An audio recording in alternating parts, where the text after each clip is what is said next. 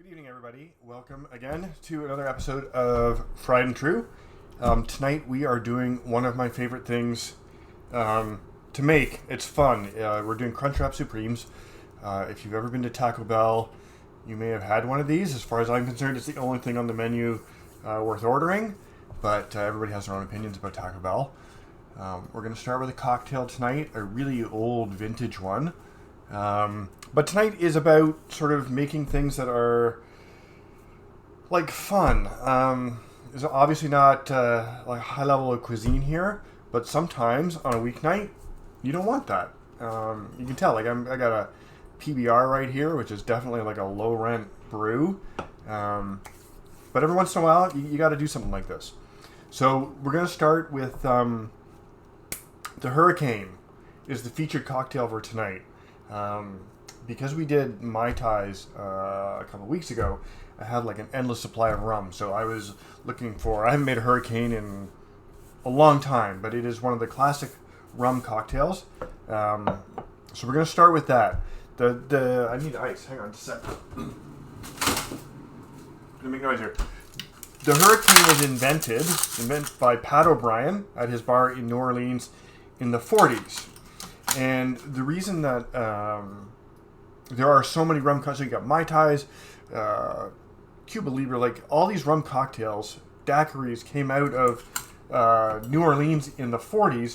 And the reason for that is because after Prohibition, whiskey was really hard to come by. You couldn't get whiskey. In fact, in New Orleans, after Prohibition, if you wanted to buy a bottle of whiskey, you had to buy a case of rum with it. So everybody had tons of rum, and everybody was making rum cocktails. So we are going to make the Hurricane.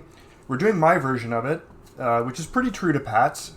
But there's a couple things I wanted to add in that I think are really good in this drink. So let's put this together, and I'll kind of go through the ingredients as we go. I'm going to sip this slowly. So this is Pat's original recipe in terms of quantity. Excuse me. I've added a couple things. But we have 2 ounces of light rum.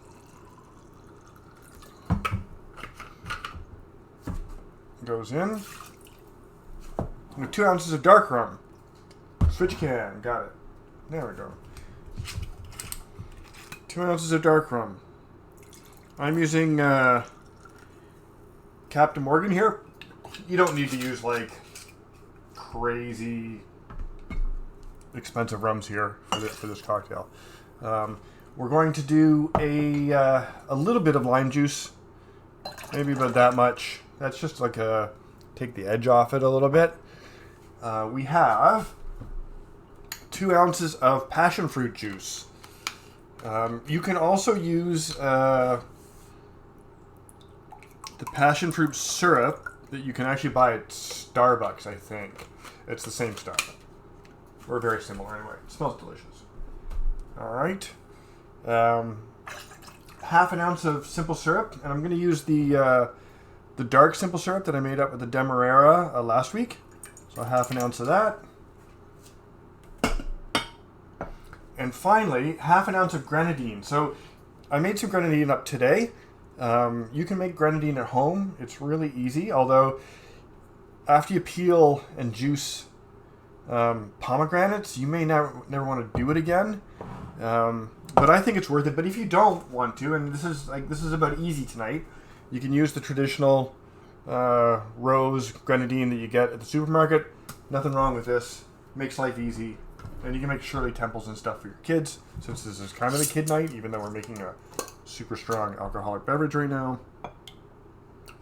Yeah, a little bit more. So if you don't make your own grenadine at home, and why should you? This stuff's fine. Okay, I'm gonna add some ice.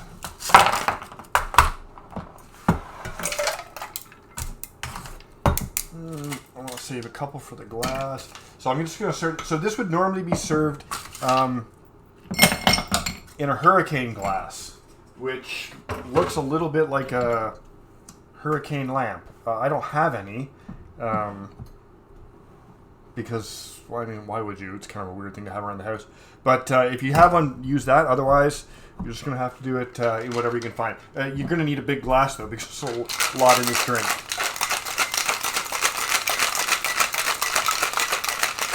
stick it over here so I'm not showing you guys.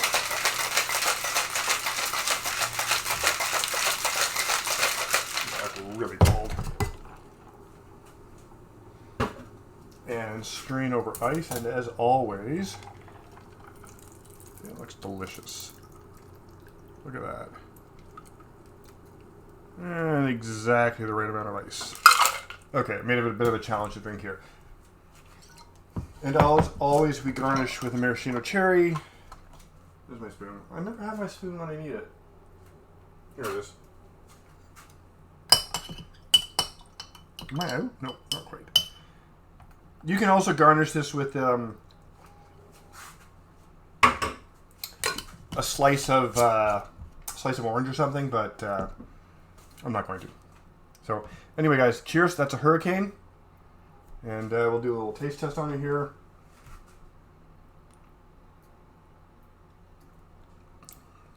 Wow. amazingly, it really doesn't taste all that boozy. This would be a really dangerous drink to drink a lot of. Yeah, it's really tasty. I'm going to go slow on it, though. As I said, that's 4 ounces of booze. Probably limit. I think, honestly, if I was going to make those up for people, I would probably have the recipe. I know Pat would turn in his grave, but he must be a boozer, man, because that's a big drink. Okay, so, yeah, dangerous like a hurricane. Rock you like a hurricane. I mean, we can have all the rock hurricane jokes. Yeah, you would definitely have a massive hangover if you drank too many of these. Okay, it's really tasty though. Okay, so we're gonna get into tonight. What we're doing tonight, we're doing Crunchwrap Supremes, which I already talked about. I'm going to show you. The first thing we're gonna do is make up taco seasoning from scratch. You don't have to do this. Again, this is one of those things like. I like making it from scratch. I'm going to switch cams again. But you don't have to. You know, if you're pressed for time, grab the taco seasoning packet from the supermarket aisle, you know, in the Mexican food thing. Nothing wrong with that. But I did want to show you guys how to make it. And we're going to talk a little about how to make spice mixes in general. So this applies to like a taco seasoning mix or a dry rub or something like that, because you have some pretty potent spices. So we're going to use like onion powder. A little onion powder goes a long way. And we have cumin, which is also pretty strong. I would be using garlic powder if I had any, which I don't. There's going to be a little bit of oregano, but all these spices are spices you would normally use pretty sparingly.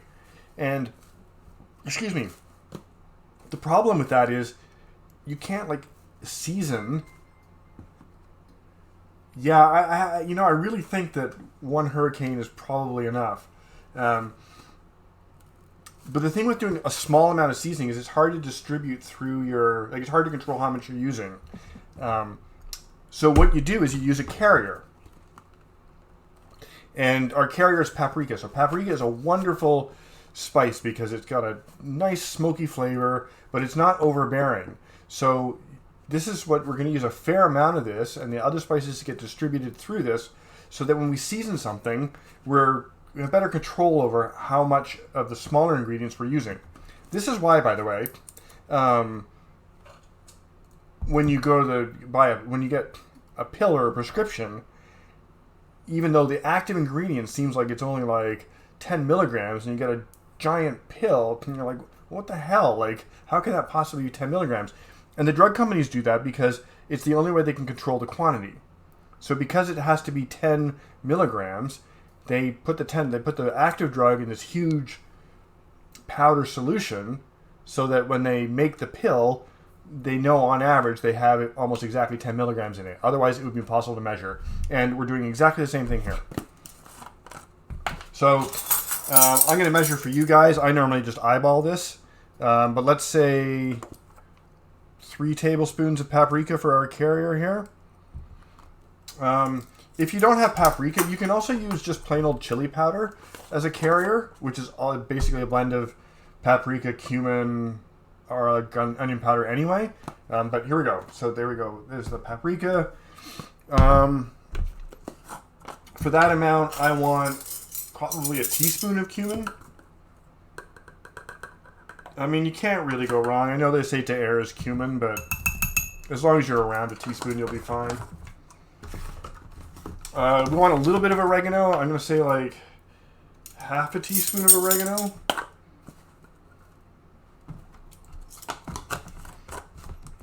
And we want a teaspoon of onion powder. I would also throw in, normally if I had it, hydrate. Oh yeah, I can do that. I'm going to hydrate with a hurricane.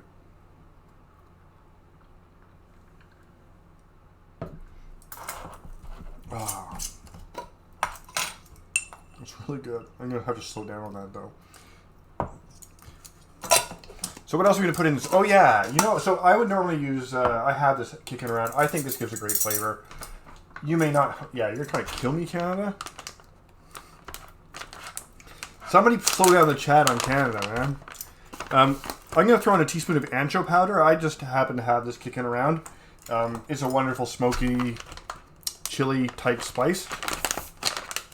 Now, if you don't have all this stuff, guys, just grab the packet of taco seasoning from the supermarket. Nothing wrong with that. Oh yeah, the other thing we're gonna do here is, yeah. So paprika does come in a spicy version. Don't use that for this. We're gonna want a little salt here, so we're gonna put in some salt and some pepper.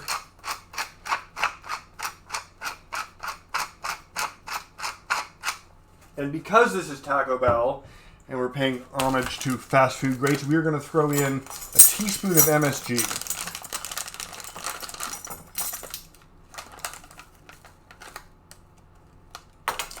Give it that umami burst. Okay, making a mess here. And let's just give this a little mix. And we have our taco seasoning. Oh, no, there's one more thing. So, okay, when you buy the taco seasoning in the supermarket, there's two kinds. And you know if you've done this before, there's the kind that you kind of like, you pour a cup of water, you mix it into the water, and you pour a cup of water over your ground beef, and you basically cook it till the water's gone, and it forms this nice syrupy sauce. That's because of this. This is cornstarch. And I just add this. So you can add this after as a slurry, but since I only ever use this for tacos, I just put it straight into the mix. And this means that I will use this mix I'll mix it with water and add it directly to the ground beef. And I'll get a nice thickened sauce when I'm done. And, you know, I kind of made up what would fit in here, but you can make a giant batch of this and it keeps forever. I have a batch on it. I have an old batch up there on top of the fridge. I'm making this fresh for you guys. But there we go. Any questions on homemade taco seasoning? I mean, this is really... And the other thing, too, is you can make this your own. Like, I add ancho powder to mine because I really like that. But if you don't... Oh, the other thing, too, is I don't put this in. So these are chili flakes. And I'm not going to put them in tonight because a Crunchwrap Supreme isn't a spicy thing. But if you're doing tacos, I add the spice after. I want my base spices to be relatively mild because I don't know who's going to be eating it or what the final dish is going to be. So a lot of recipes will add chili flakes to it, and you can. But I typically add them after as a separate thing. So are we okay to move on? You guys good with that? Okay. So the next thing is... what am I going to do next? Cheese sauce. So, again, I'm going to go back to talking here. Here we go. We're going to make our own nacho cheese sauce tonight. And you don't have to do this. You can get this stuff. Go to the chip aisle in your supermarket and get some of this. They call it salsa con queso. It's not really, but it works great. You can use this instead of your homemade cheese sauce, especially if you're in a hurry. This is great. It's got a little bit of kick to it. It's tasty as hell. You can dip chips in it later. No reason not to use this. But I did want to show you guys how to make your own nacho cheese sauce, which is really easy, and you can use it for a whole bunch of things.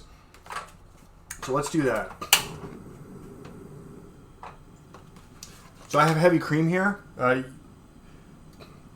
We want like, I don't know, that's probably about a cup maybe. Yeah. So we got a cup of heavy cream. And so here I have cheese. And then I'm going to go back to the cooking cam. Hang on, there we go. Let's push this forward so you guys can see.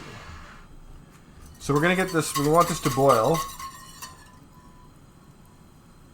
You won't eat that cheese stuff. Okay, well, so then no problem. Don't eat this, but you can do this stuff. Con queso, whatever you want to call it, one of my guilty pleasures. I could heat up that whole jar and sit down with Tostitos and eat the whole thing. However, it's a lot of dairy. Well, yeah, because dairy has a lot of fat in it, and fat is flavor. But what we want to do with this, and we're going to get a little bit into some molecular gastronomy here, because you've all been to the theater. Well, maybe you haven't, but if you've been to the theater before COVID, and you order your nacho chips, and there's no duck fat in this, it comes with that incredibly runny, silky, smooth cheese sauce, which is awesome. This is the stuff that makes it. You have to order this from Amazon, and this is like literally a lifetime supply. It was like $15. Sodium citrate, and we talked about this I think once before, because Canada Great looked up the chemical symbol for this. Chemical symbol for this is literally nacho by some bizarre coincidence. But whoa. Powerful burner. So sodium citrate, though, is an emulsifier, which it breaks down the cheese and it gives it that incredible glossy, silky smooth thing. And by thing, I'm thinking of a technical cooking term which escapes me. But thing will do for now. Okay. So that was 1 teaspoon. You can experiment with this. I find 1 teaspoon works pretty good. And you can actually see, maybe you can't, hang on. You can actually see it change the texture of the cream already. I really hope I don't have too much cream here because I don't have a ton of cheese. And again, we're just going to add our cheese here.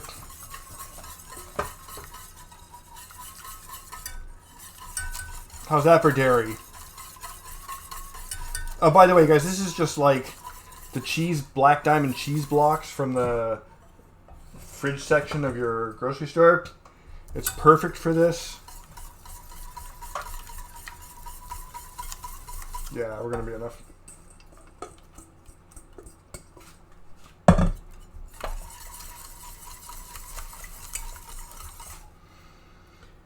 I wouldn't add parm to this. It just wouldn't. First of all, parm's gritty, and we're making a beautiful, smooth sauce.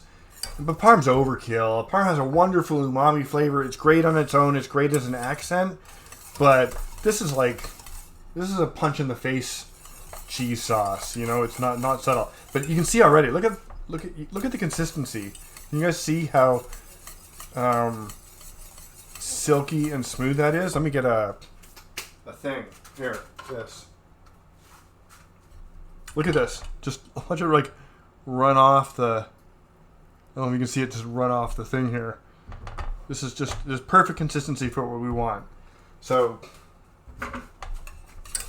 I'm going to set this aside. But this was like this is 2 ingredients. This was cream, cheese, and sodium citrate. Get it on Amazon. It's ridiculously cheap. And if you're family, and I'm seeing you soon, I'll bring you some because I literally have a lifetime supply of it. It does not thicken as it cools. So this will...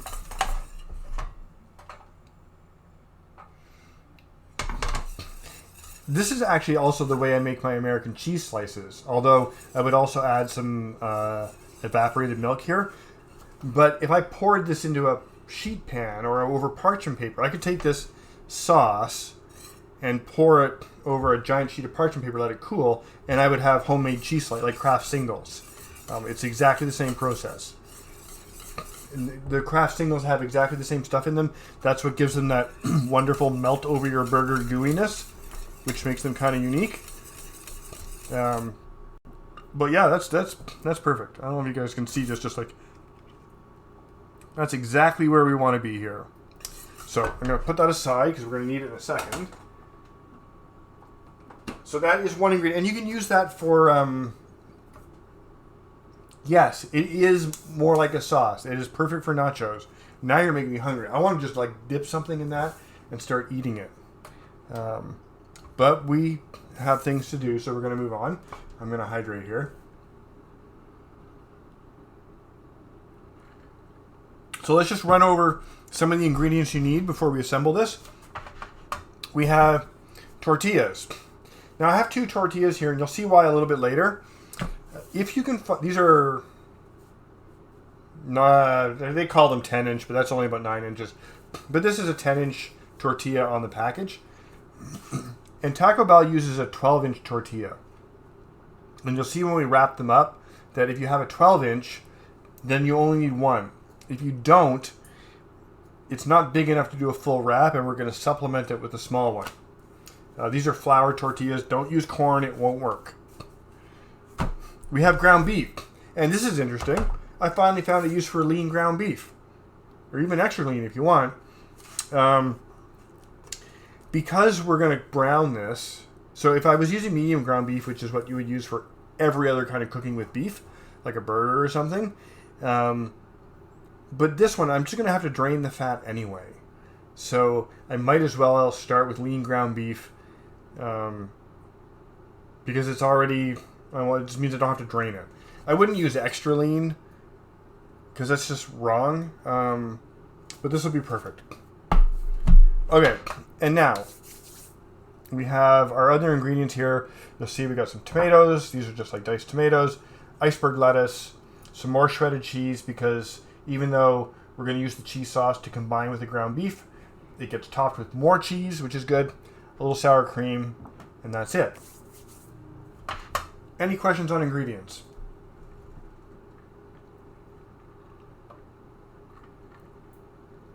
Okay, let's brown some ground beef. I probably should have browned this before the stream, but we're all in this together, right?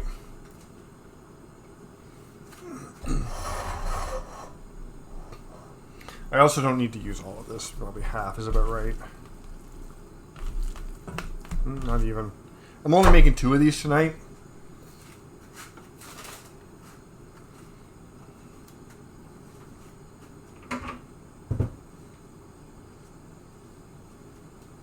So, one of the things that I wanted to talk about, since we're making Crunchwrap Supremes, you may be wondering, like, based on past episodes, why the hell am I making this? Like, how did I even come to want to make this?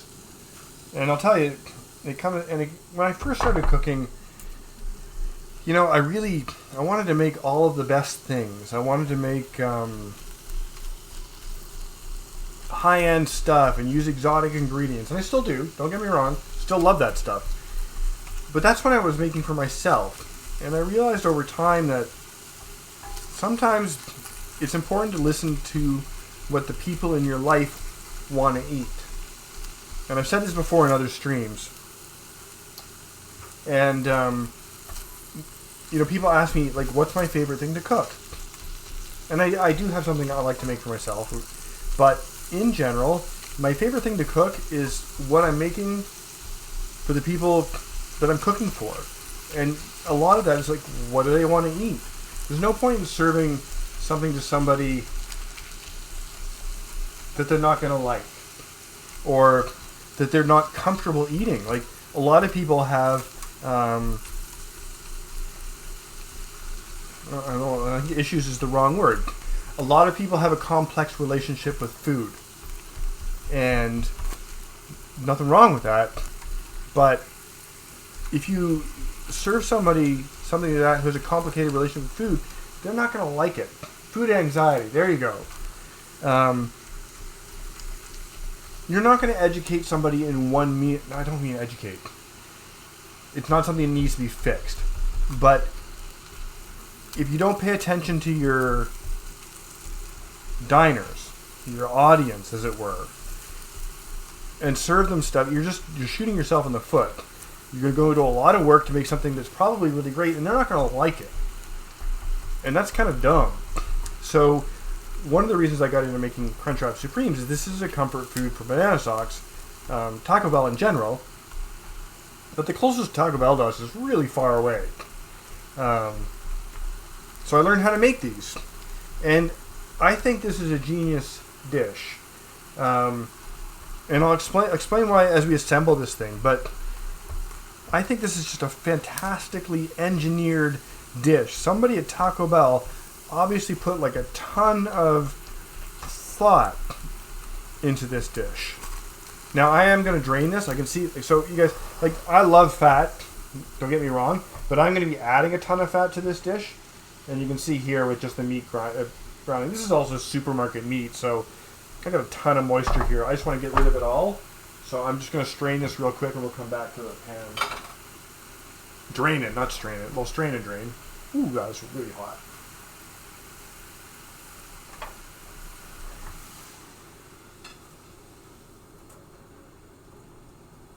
All right.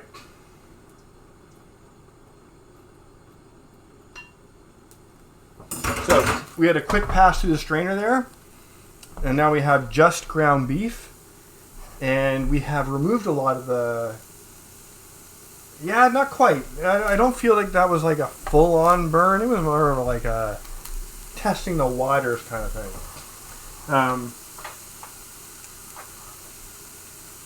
So we've taken a lot of fat out of this, and we didn't want that fat because, not that it didn't taste good, it probably would have tasted great, but it would have screwed up the final texture of this dish.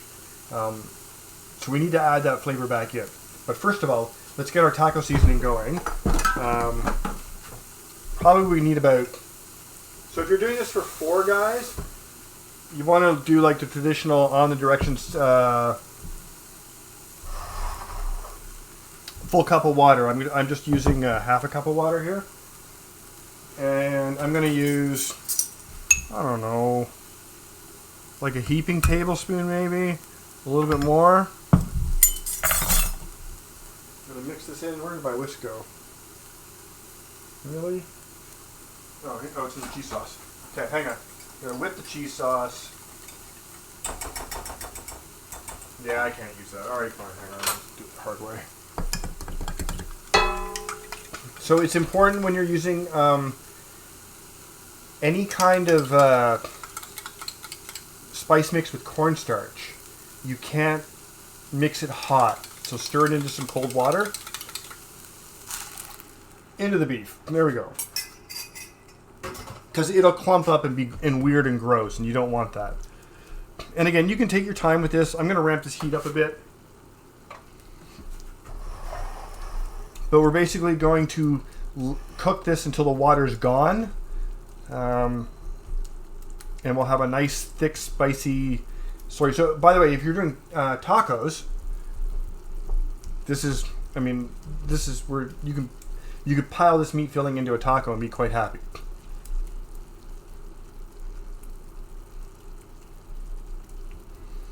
All right, any questions so far? Hey, my hands aren't pasty. Oh, they are kind of. I had a tan this summer. Here, look.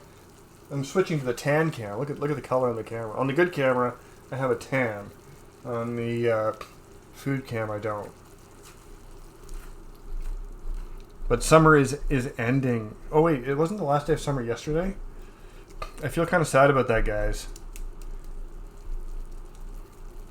The other thing I want you guys to keep in mind, so just as we're cooking this down, I wanted to talk a little bit about something I'm planning on doing for the future. And I think I might switch platforms from Twitch to YouTube. which won't affect you guys. It'll just be a different link. But it has a lot of advantages for me in terms of creating content and saving content. So as you know, on Twitch, the past streams disappear after about, after exactly 60 days.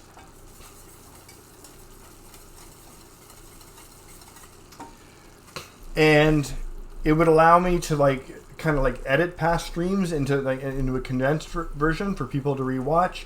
And quite frankly, Twitch is a gaming platform. It's not a cooking platform, whereas YouTube is a lot more familiar to the people who watch this stream. So it would give a central place where you could go and you could watch the live streams just like we're doing today, and it won't be any different. But also the past streams will be there. I'll be able to create other content, like little short instructional things if I feel like it. God knows if I'm going to have the time, but I'm hoping to. But I would kind of like to take the channel and these videos, not to the next level, but I'm really enjoying this. And I noticed that on Twitch, a lot of the past videos that I've done have tons and tons and tons of views, like hundreds of views, which is crazy to me. I don't know who these people are. And I just feel that YouTube is a better platform for that. So, yes, I agree. And I know I'm dating myself too, because not. But I really feel like YouTube is a more accessible platform for my intended audience, as it were. Okay, so we're almost done here. So keep that in mind. I'm probably not going to switch it before next week, but it's something I'm researching because I do have a little bit of back end stuff to do on my end. But I kind of like that direction a little better. The reason I bring it up is because a lot of the streams are gone forever because I didn't download them. So people who've been around for a while, what I'm going to do is I'm going to, not a best of, but think of your streams you really enjoyed, because I'm going to recreate those and redo them for the YouTube platform. Okay, now that's hot, damn. Okay, so this is about where I want to be. You guys can see that all of the moisture, so the moisture that's left is fat, which is what we want, but all the water's gone. So let's, I don't know if you guys have ever had a Crunchwrap Supreme, but this is the fun part. So we're going to take some of our wonderful cheese sauce. And I'm going to turn off.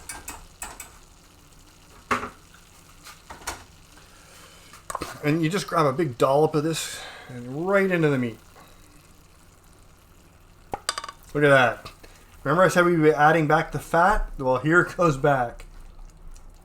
All that cheesy goodness right into the meat. Oh, it looks so good. Okay, so now, oh yeah, you just bomb it in there. This is not subtle cuisine. This is the hurricane of Mexican, well, not even Mexican food. I don't even know what you call it. American Mexican food. But yeah, just bomb it in there. So now, this isn't even Tex-Mex, is it? I don't know. I feel this is borderline Tex-Mex. So now we get to assemble the whole thing, and now we're going to talk about what makes this dish so much fun and why I think it's such a brilliantly designed dish. This is also really hot. This is my... How am I going to do this?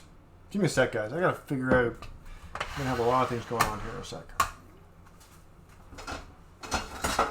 Okay, so normally I would be... Because what happens is we're going to wrap up this whole thing, and then we're going to put it in the pan to toast up the crunch wrap, make it toasty on the outside, the same way you would do a burrito. Normally I do this on my big flat top grill, but I don't really have enough room here to do it all on stream. So, wow, that is hot. I'll show you guys how to put one of these together. Do you guys remember the McBLT? The one now I'm dating myself. it was the McDonald's for a while experimented with a BLT, and to keep the cool ingredients cool and the hot ingredients hot, because if you mush them together in the kitchen, by the time it gets out to the customer, it's kind of this lukewarm mess. So they served it in like it was almost like the container was opened for you, and you put it together at your table, and then you ate it, and you had all the like LT on one side, and you had the B on the other, and you kind of made it your own thing. It didn't do very well because people who go to McDonald's didn't want to assemble their own food, or couldn't, which is probably more likely.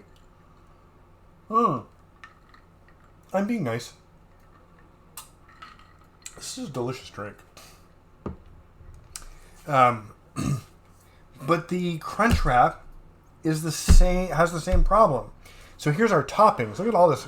We got nice crispy lettuce, and we got some tomatoes here, which are cool and have a nice bite to them, and some more cheese and some sour cream. And if I just piled that into my Crunchwrap mix, I mean, it would be a burrito, but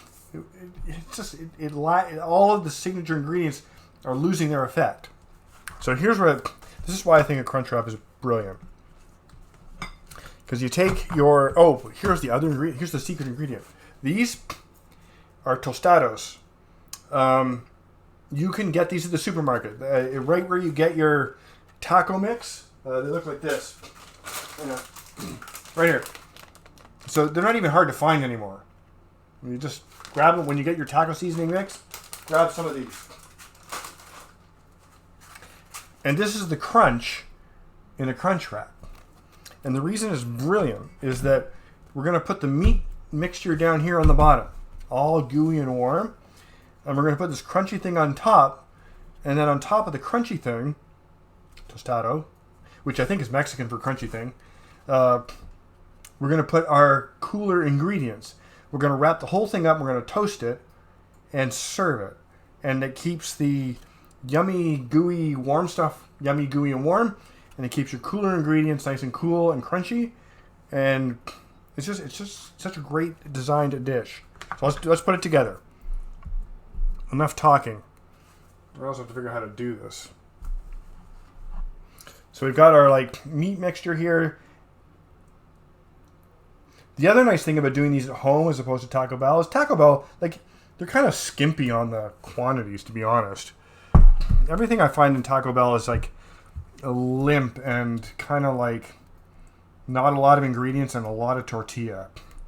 So there's a good base layer. Gonna pop this bad boy right on there and give it a good little smush. Center it in place. This one's for banana sauce, so I can go crazy with the tomato. I can't do this for my own because I'm a little bit allergic. Got our lettuce.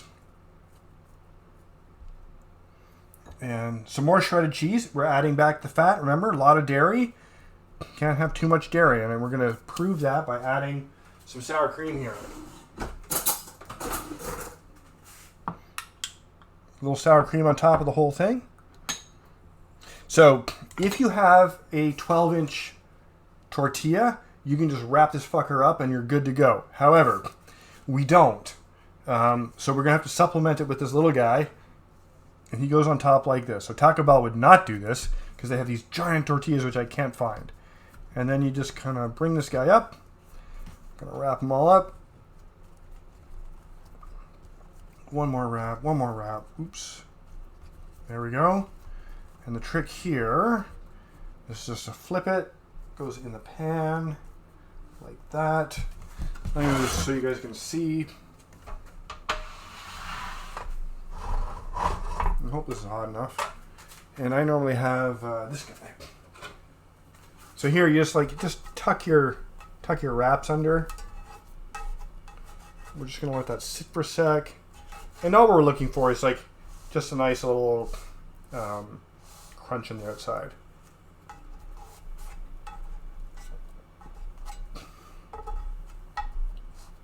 So this one is this is just a dry cast iron pan. As I said, normally I would do this on my flat top, to do the same thing. It's just a little bit easier. But this is just a dry cast iron pan. If you have a panini press, which I do actually, but it's cumbersome as well, you could just pop this in a panini press and do both sides at once. Not quite. So the heat's not high enough. Let me just get this guy up here. And you do want this part to go pretty quick because, this is this is a taste sensation, I gotta say. You do want this part to go pretty quick. I'm going to flip this in a sec whether it's ready or not, simply because I have all my crunchy, cool ingredients in there. I don't want them to heat up, right? There we go. Okay. So normally I would shoot for just a tiny bit more color, but I'm calling it here. I got a good crust here. We're going to toast the other side. I'm going to take this one to banana socks and then make a taste tester for you guys. Well, for me. And Banana Socks is going to not comment until I get a chance to do the crunch demonstration taste thing. But we're all hungry here, so I do want to get this out to her while I make the other one. Oop. And this side's cooking very fast.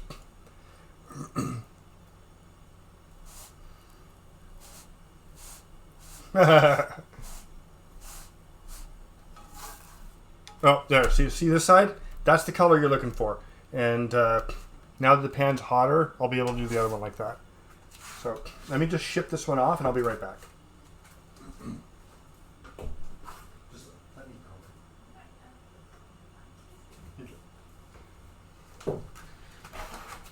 Okay, so let's get another one of these together because I am starving. Again, we've got our 9-inch, supposedly 10, but whatever, tortilla. Let's get some mix in there in the middle. Maybe a little more. Maybe a little more. This one's mine after all. Oops, shit. There we go. Tostado on top like that. And I really like tomato, so I said I wasn't going to, but I'm going to take a chance tonight because this is such a fun thing to eat. Some lettuce. Shredded cheese. Good dollop of dairy and fat goodness. This is not a low-cal dish, but whatever. We've got our backup tortilla. This is too hot. I can hear a pan. Holy crap. And again, we're just going to roll this guy up. One of these days, I mean, I do make fresh tortillas all the time. I just don't make them 12 inches. One of these days, I'll actually make giant tortillas.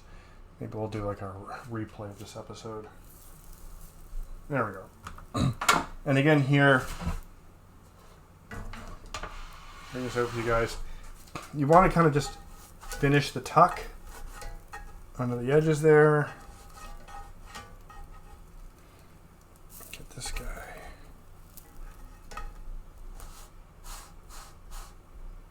Yep. I'm just going to give him like a minute or two. Okay, I'm done with the hurricane for a bit. Damn. So, any questions, guys, so far?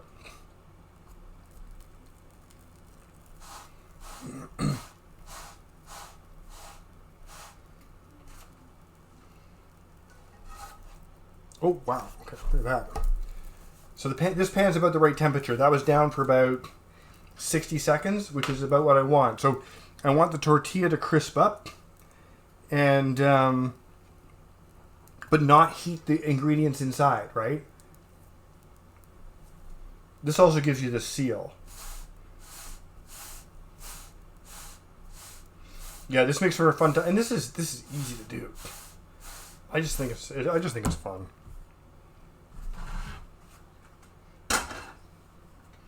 Out of the way.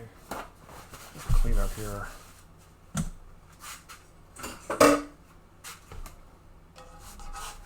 Okay, we're ready.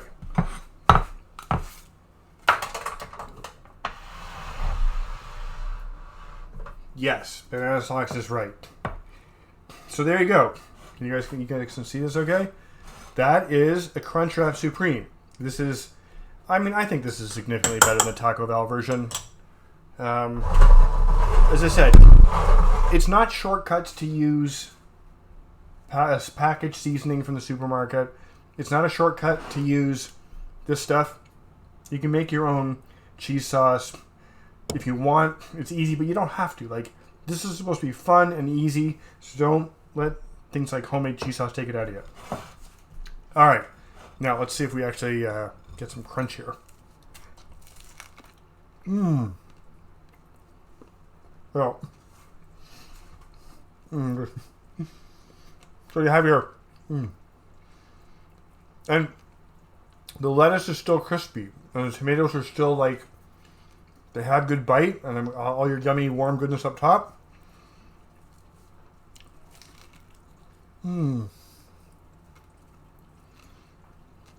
These are great. I mean, this isn't high tech or anything like that, but I just think this is a great, fun thing to make and eat.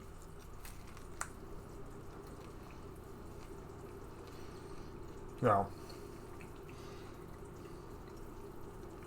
It's just, yeah, just plain fun, guys. It's really tasty. So, yeah. Put that down for a sec.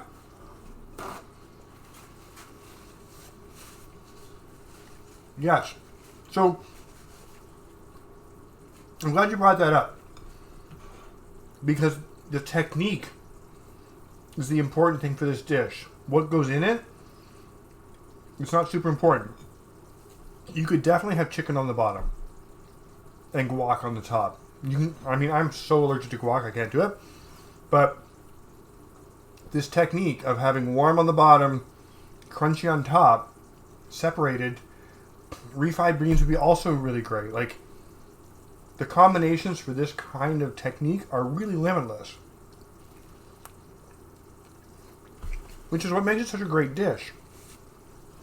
You know, I stuck to the classic Bell.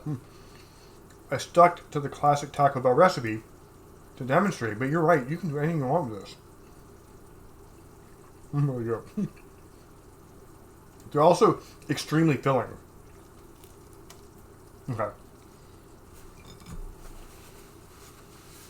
So, that is Crunchwrap Supreme, guys, in a hurricane. And we're actually under time. So, any other questions? Or, more importantly, any suggestions for moving forward with the YouTube channel? What, of the past episodes, if you can think of them, what are the ones that you really enjoyed? Because I am going to recreate some of them,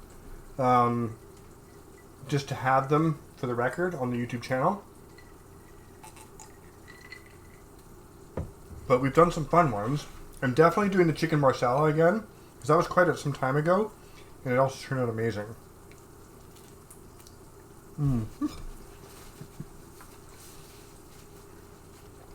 Making a mess.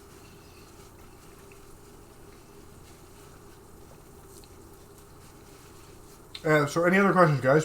Where are you at with this?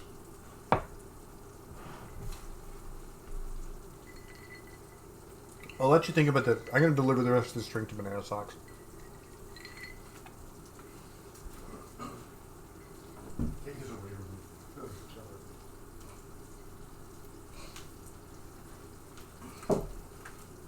Okay, I'm back. So that's kind of it for tonight. Covered all the bases. Covered everything I wanted to talk about. I'm going to hang around for a few more minutes because we're under time, and I'm enjoying my Crunchwrap here to answer any questions. And if you guys can think of anything that you would like to see moving forward, it can be a new dish, it can be something we've done before. I'm open to suggestions. I don't know if I'm going to get the switch in for YouTube next week, but I might be. So look out for that. I'll post the link.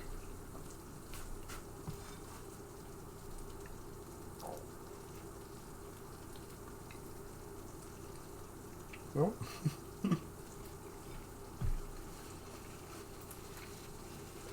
I'm glad you enjoyed it. Everybody have a great night. As I said, I'll be here for a few minutes here if they think of any questions or whatever. But good times.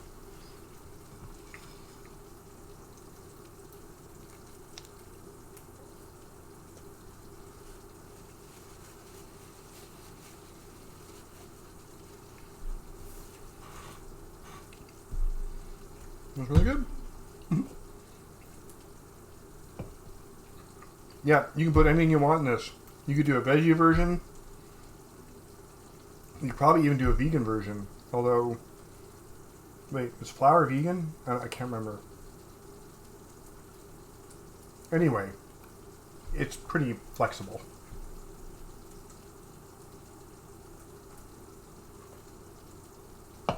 Oh yeah. Cheese isn't vegan, is it?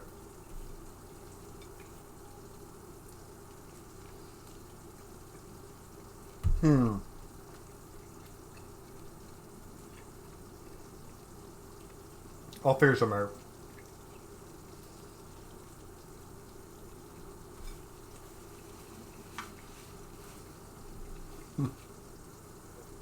Yeah.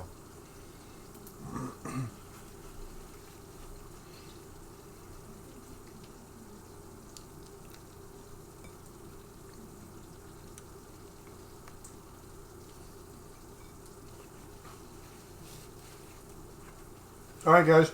I'm going to sign off. Thank you very much for joining me. Had yeah. There you go. It's a great idea. Take it, own it, play with it, guys, and I'll see you next week. And I'll try and figure out what I'm going to do for next week. But thanks for coming, guys.